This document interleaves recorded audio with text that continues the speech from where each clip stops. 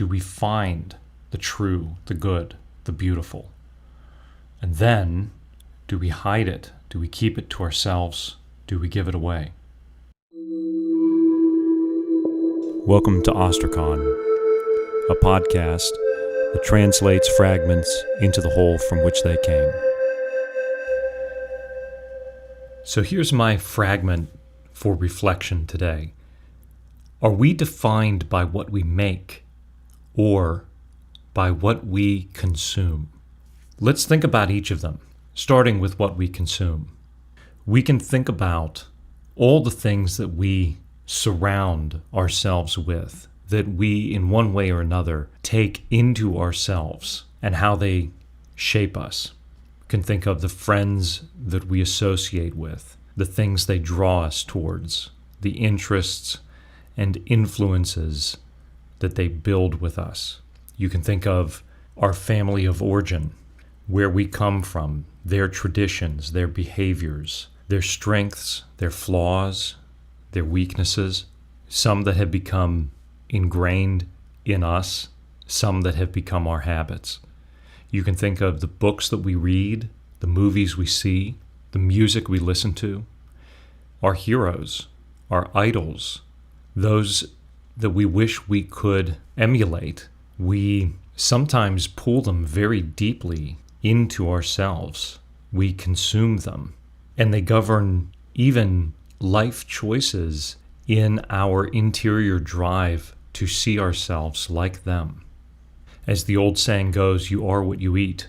And so if we continue to surround ourselves with a particular type of art, with a particular type of message that is reconfirmed again and again, lived in, so to speak, and not in a way that has communion with the broader world, do we build up a fortress around ourselves? Do all of these different things and behaviors, do they define us? Are we defined by what we consume? What about ignorance? Is that also a matter of consumption, not knowing any different, not knowing any other way? Could the hunger that some feel, that we feel, be a lack of consumption? And does that make us? Does ignorance pass on ignorance?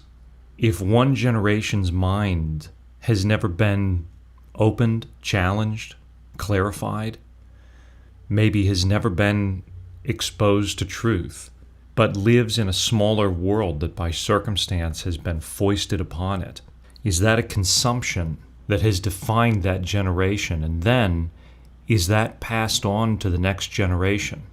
Because the limitations of the one affect what can be consumed by the other, then affecting what the new generation knows, seeks, hopes for, maybe even becomes, if there's not some other interrupting factor. Are we defined by what we consume? I had an interesting experience of being on a boardwalk at night, and they had a karaoke machine. And there was a family of parents there. They were dressed nicely. They were smiling. By every appearance, they were well-intentioned. And they had what was probably a 4-year-old girl at the karaoke machine. She was holding the microphone in front of her face, paralyzed with fear to sing. And the parents were all around her, encouraging her and singing and clapping along and sort of dancing along and trying to get her to sing. But the song that they had chosen was a wholly inappropriate pop song for a 4-year-old to sing. It had a catchy, even child song-like kind of refrain, which maybe is part of why it's popular. Maybe that was part of the design of it. And if you just listened to this childlike refrain, you could be lulled into a sense of security. But then when you listened to the verses, they were expressly about the rejection of virtue and the rejection of the concerns and the love of parents. So it seemed like exactly not what parents would be encouraging their 4-year-old girl to sing. But as I say, the parents certainly behaved as though they were just enjoying themselves and were very well-meaning. They looked and carried themselves like people that had opportunity, that were on vacation, that had seen different things, that had had a chance to broaden their perspectives. So what does that mean? Maybe that they thought the content of the song was perfectly good and they had no objection to any of it. Maybe because they had never really listened to the song or thought about what it said, they didn't know. It was on the radio and it sounded good, and maybe in some sense that was enough for them to think about. Or maybe they just didn't care. Maybe not caring is the same thing as not knowing. I mean, there is such a thing as willful ignorance, but on the other hand, maybe even if they had grown up with other opportunities, they had never grown up with an example of exercising judgment. Will they give their daughter the experience of exercising judgment? Are we defined by what we consume? Do we create a world where we assume that people will exercise judgment over the goodness or the value of the things that are presented to them? Or does the world that we create shape the judgment of others? And then that brings us really to our second question, which is, are we defined by what we make? And you can go down a list of these things like we did earlier. Certainly there's the content of what we might make. Is it good? Does it advocate for the good? Does it advocate against the good? What does that say about the maker? There's also the way that we make, the merit of craft, the time, the dedication that goes into it, the perseverance of lifelong effort to develop our talent and skill to make something that is good. Does that define us, that goal, that effort? What about the artist that made this song that this family I saw was passing along to their daughter? Is the artist defined by what the artist puts into the world? And when you think about the things that we make, you could think about it in terms of what we put into the world, not just an actual tangible product or idea. You could think of it as the things that we give to the world. What about family, children, in the way that we raise them, in the way that we teach them, in the sacrifices that we make for them? That is what we give. You could say it's what we make. Does that define us? Does it make us? What about the work that we do? We have the responsibilities that we deliver on in our own sphere of influence, in our own way, our own piece of the puzzle. Do we do it well? Do we care? Consider whether the systems of the world, be they governmental, corporate, etc., whether the systems of the world are made up of individual conduct. The systems of government action or institutional power are the most obvious cases where somebody's access to opportunity or equal treatment might be most immediately defined by the face of that institution who interacts with them. And the reality of the whole system being credible comes down to the credibility and the virtue of the individual lives that interface within that system. We can think about this in the context of our own work. What do we do? What do we make there?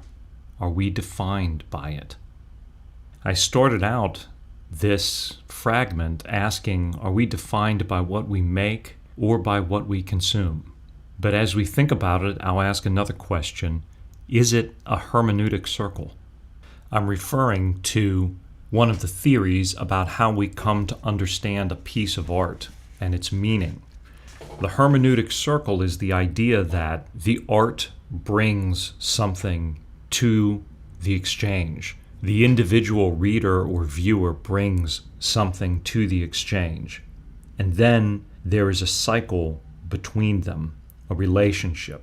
For example, how our conceptions and expectations are affected as we move into the art.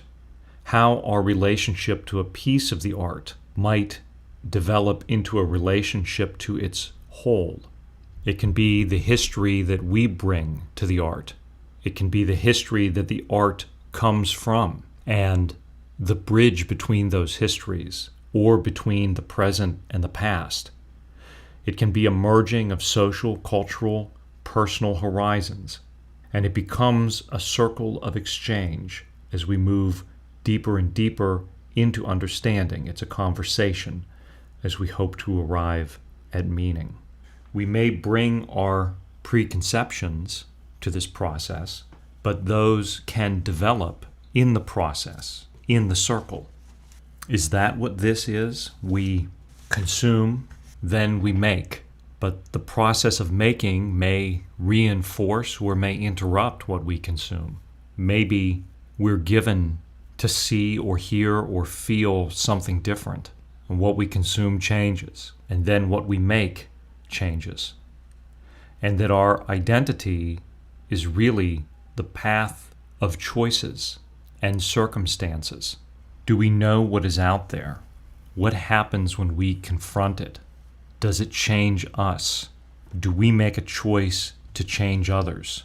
Do we listen? Do we accept? Do we search? Do we reinforce?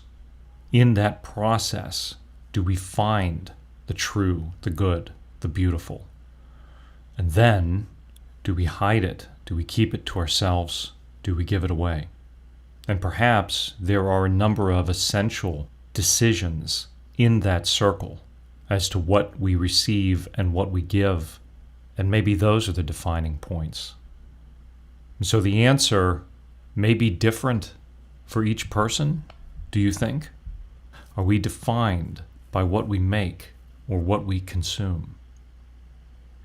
But let's think about this in one final context. Mark chapter 7 and Matthew chapter 15 include this statement from Christ. I'm going to read the Mark version. Do you not realize that everything that goes into a person from outside cannot defile, since it enters not the heart but the stomach and passes out into the latrine? But what comes out of a person, that is what defiles. From within people, from their hearts, come evil thoughts, unchastity, theft, murder, adultery, greed, malice, deceit, licentiousness, envy, blasphemy, arrogance, folly. All these evils come from within, and they defile. And this puts yet another light on the question. The things that come out from the heart, thoughts and deeds, intentions and conduct, this would seem to say those are things that we make, and they are what define us. But maybe there's another level to it, because being good can come from habit, can come from the habit of choosing the good. So maybe one of the things that we make in cooperation with God is ourselves. Maybe part of what we make is the heart within us, from which we also make the other things that we put into the world. So in exercising judgment of what we consume, we make the heart that then makes what we give away and defines us. And it's in this way that these processes are brought into unity. And maybe especially to the extent that we lead others or raise others, maybe then especially we attend to the formation of ourselves. The Matthew 15 version of this saying also includes the statement, if a blind person leads a blind person, both will fall into a pit. Maybe this is an adjuration as to how we make our own hearts so we can do well when we are giving to the hearts of others. Are we defined by what we make or what we consume? Maybe I've been irresponsible and I've put us on the wrong track from the very beginning by using the wrong terminology. Maybe the word defined has always been the wrong word for this question. Maybe as we get deeper into this, we can't be defined by either one. We're defined by our nature as human beings made in the image of God. And maybe if that is the definitional component, then the question would be restated. Does what we consume align with our identity, or is it contrary to it? Does what we make align with our identity, or is it contrary to it? And maybe this is something of what it means to work for the kingdom of God. Are we making, are we incentivizing, are we rewarding a world that is made after the image of God, as are we? Maybe this is part of what it means to be the body of Christ. Are we consuming, making, consistent with the identity of Christ? Maybe I've asked the wrong question because we started from a position of us defining ourselves. But if God has given us a great and beautiful identity that we are, and an eternal destiny, maybe the actual question is, do we accept it? Do we pursue it? Do we pursue the transcendent? Or are we distracted with the material and the transient? What do we make? What do we consume?